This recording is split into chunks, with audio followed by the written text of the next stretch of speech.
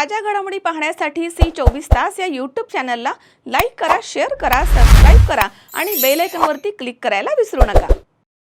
येवला तालुक्यातील देवळाने येथील शेतकरी भाऊसाहेब बोर्डे आणि त्यांच्या पत्नीवरती ॲसिड सदृश्य पदार्थ टाकून गंभीर जखमी केल्याप्रकरणी येवला तालुका पोलिसांनी 2 आरोपींना अटक केली आहे। 8 मे रोजी रात्री शेत वस्तीवरील घराच्या गच्चीवरती झोपलेल्या दाम्पत्यावरती हा हल्ला करण्यात आला। या प्रकरणी येवला तालुका पोलीस ठाण्यामध्ये गुन्हा दाखल करण्यात आला। तपासादरम्यान उपविभागीय पोलीस अधिकारी मनमाड विभाग, येवला तालुका पोलीस ठाणे आणि स्थानिक गुन्हे शाखेच्या पथकानं तांत्रिक आणि भौतिक पुराव्यांच्या आधारे चांगदेव देवराम मोरे आणि सचिन जालिंदर कोटमी यांना अटक केली आहे। शेतीच्या बांधावरील जुन्या वादावरनं आणि कांदा उत्पादनाच्या कारणावरून राग धरून चांगदेव मोरे यांना हा हल्ला केल्याचं तपासात निष्पन्न झालं। पुढील तपास पोलीस निरीक्षक श्री संदीप मंडलिक यांच्या मार्गदर्शनाखाली सुरू आहे। एक थोडक्यात सांगतो मी तुम्हाला। नॉर्मली आपल्या सगळ्यांचं प्रेस कॉन्फरन्समध्ये स्वागत आहे। फक्त एक छोटीशी घटना आहे, परंतु त्याला इम्पॉर्टन्स आहे।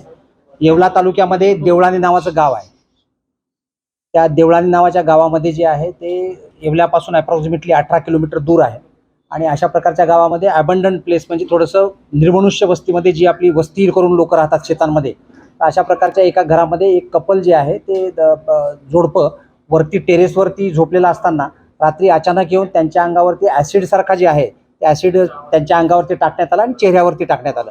त्याच्यामुळे त्यांचा जो चेहरा आहे तो चेहरा पूर्णपणे भाजलेला होता आणि महिलेच्या चेहऱ्यावर फक्त काही थोडेसे डाग होते, परंतु हात जो आहे तो पुरुष आणि याचा हातावरती भरपूर इंजुरी होती। तर त्याप्रमाणे आम्ही तो गुन्हा जो आहे तो गुन्हा त्या ठिकाणी परवा दिवशी जो आहे तो गुन्हा रात्री दाखल केला, शनिवारच्या रात्री।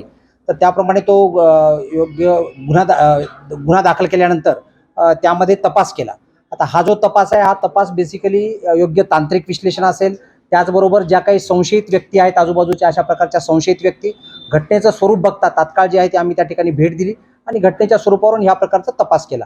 या तपासामध्ये जे आहे ते त्याच भागामधील एक चांगदेव मोरे आणि सचिन कोटमे 40 वर्ष आणि 20 वर्ष हे दोघे जे आहेत ते काका आणि पुतणे अशा याच्यामध्ये आम्हाला आरोपी निष्पन्न झालेले आहेत। गुन्हा त्यांचा कबूल झालेला आहे। हा फक्त गुन्हा जो आहे तो ह्या गुन्ह्याचा मोटिव्ह जर आपण बघितला तर मोटिव्ह जो आहे तो आपापसातली ईर्ष्या, त्याच्यानंतर त्या ठिकाणी जे आहे ते पूर्वीचा बांधावरचा वाद आणि अशा प्रकारच्या ईर्ष्येमधून त्यांचं जे पीक घ्यायचं त्या पिकाची ईर्ष्या जी काय असेल, कोणाचं जास्त पीक होतं कोणाचं कमी होतं, अशा प्रकारच्या ईर्ष्येतून हा गुन्हा या ठिकाणी घडलेला आहे। आणि तो गुन्हा जो आहे तो लोकल पोलीस स्टेशन इन्चार्ज, त्यानंतर SDPO, स्थानिक गुन्हे शाखेचे सर्व अधिकारी, पोलीस निरीक्षक, त्याचप्रमाणे सगळ्या प्रकारचे टीम आणि याच्यामध्ये जे आहे ते आमचे अपर पोलीस अधीक्षक वगैरे सगळ्यांनी अशा प्रकारचं याच्यामध्ये मोठ्या प्रमाणावर काम केलेलं आहे। आणि 2च दिवसामध्ये हा गुन्हा जो आहे तो आम्ही उघडकीला आणला, जेणेकरून लोकांमध्ये विश्वास राहील आणि लोकांमध्ये पोलिसांप्रती हे राहील की अशा प्रकारचे गुन्हे जर सिरियस जरी गुन्हा असेल तरी तो गुन्हा तात्काळ उघडकीला येईल। त्याच्यामुळे आम्ही त्या ठिकाणी गुन्हा उघडकीला आणलेला आहे आणि आपल्या माध्यमातून हे जे आहे ते लोकांपर्यंत पोहोचलं की नाशिक पोलिसांनी जी आहे ती तात्काळ गुन्हा उघडकीला आले, लोकांमध्ये समाधानाची भावना राहील या ठिकाणी। सर, याच्यामध्ये जो आरोपी आहे पोलीस मित्र होता अशा स्वरूपाची माहिती आहे। तो पोलिसांची त्या ठिकाणी तपास करत असताना दिशाभूल देखील करत होता।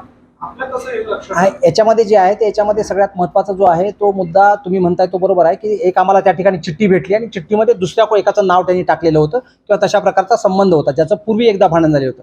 त्यावरून हे लक्षात आलं की अशा प्रकारचं जे आहे ते कोणीतरी मिस्चिवस ऍक्ट करतंय आणि कोणीतरी पुन्हा एकदा आजूबाजूचा याच्यात व्यक्ती आहे।